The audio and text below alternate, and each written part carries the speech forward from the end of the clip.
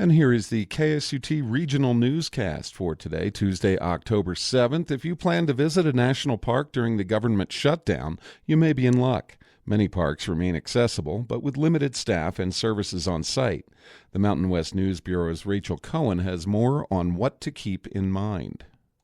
Roads and trails are open at parks, and essential services like search and rescue are continuing, yet most buildings are closed. There are some exceptions. In Utah, the state government is stepping in to keep some visitor centers open, and many parks partner with nonprofits to run gift shops and educational programs. Mindy Reisenberg works for the nonprofit Grand Canyon Conservancy. She says its staff continue to answer visitor questions and swear in junior rangers, even as most park staff are furloughed. But she says it's not the case everywhere. Some parks don't have custodial staff working, and there aren't rangers all over, and we need people to treat our parks like they are precious. She says visitors could take their trash out of the park so it doesn't build up, and she says donating to nonprofit partners or buying their souvenirs helps support parks, which aren't collecting entrance fees during the shutdown. For the Mountain West News Bureau, I'm Rachel Cohen. The Colorado Bureau of Investigation announced last week that it is reviewing the death of the famous gonzo journalist and author Hunter S. Thompson. For Rocky Mountain Community Radio, Aspen Public Radio's Sarah Torrey has more from a press briefing on why the review is happening now. Hunter S. Thompson died in February 2005 at his home in Woody Creek. He was 67. At the time, investigators from the Pitkin County Sheriff's Office determined he died from a self-inflicted gunshot wound.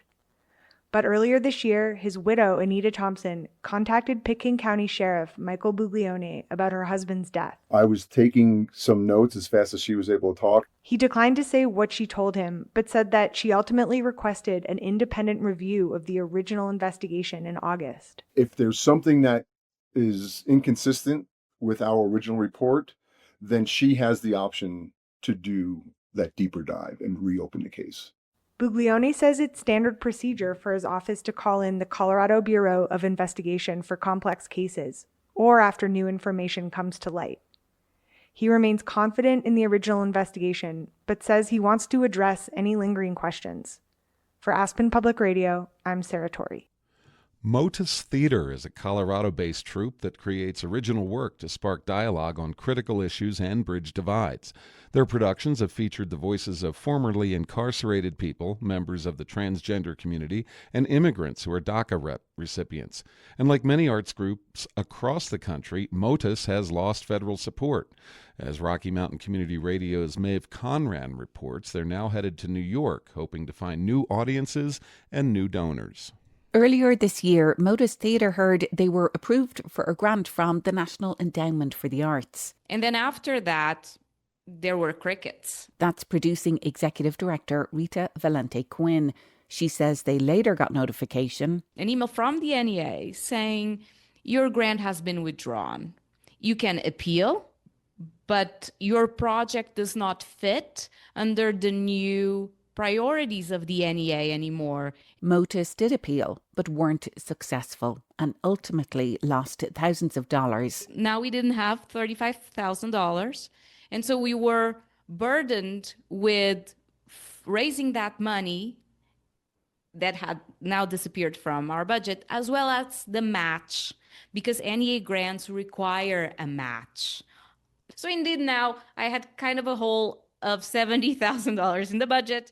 The group scrambled to fill the gap and managed to stage a pared-down version of its planned tour, featuring autobiographical stories from adults who had survived the juvenile justice system. That's just one of the many communities Motus has highlighted in its storytelling projects. Others include immigrants and transgender people. Christian Solana Cordoba, the group's director of communications and outreach, says those are the same communities facing discrimination and attacks from political leaders. Artists and activists are really on the front line. We talked about all of that misinformation, and it's being repackaged as if it's the truth, right? Yeah, and, whereas all the historical context and liberatory art are kind of being portrayed as too woke, right? Or even racist at sometimes, or just being silenced, right? From the NEA, grant rescissions to hundreds of organizations across the country, including Motus, to, the takeovers of cultural institutions like the Kennedy Center and the Smithsonian.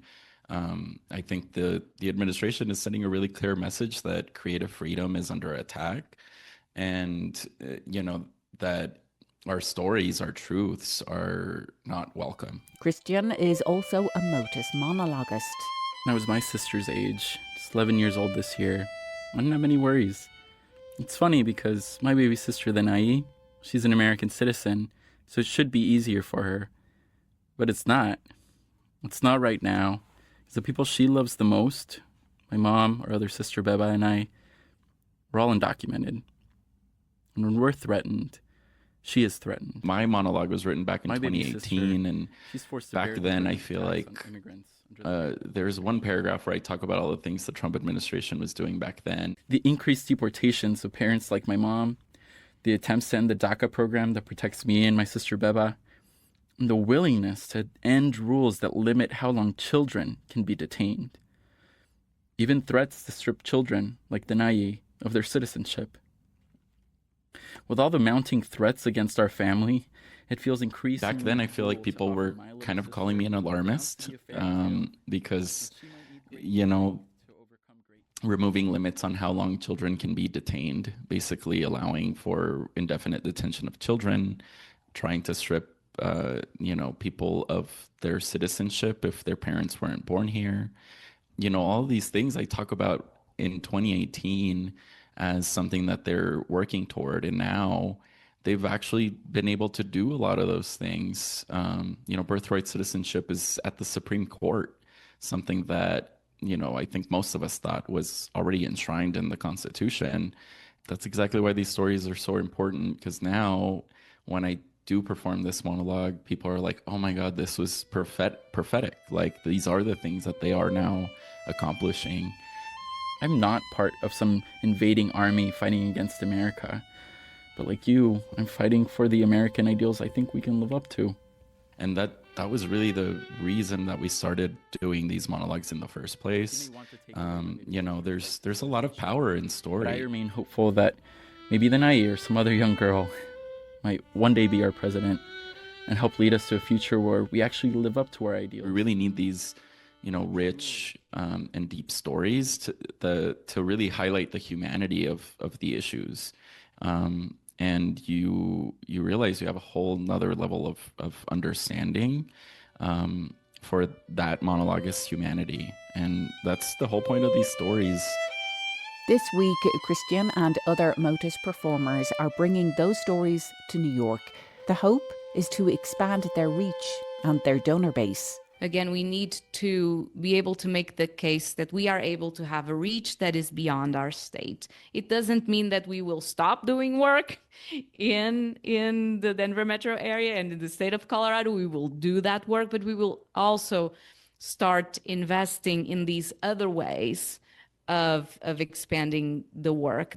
The waves of the radio, digital media, that's what we are looking for to make this case. And hopefully folks in New York will help us make it happen. You can hear Christian's monologue in its entirety and many other monologues from their different projects at motustheater.org. For Rocky Mountain Community Radio, I'm Maeve Conran.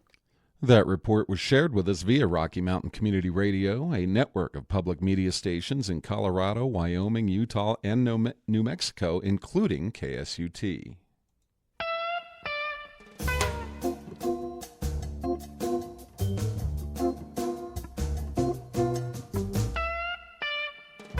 Support for local and regional news is provided by the Colorado Housing and Finance Authority.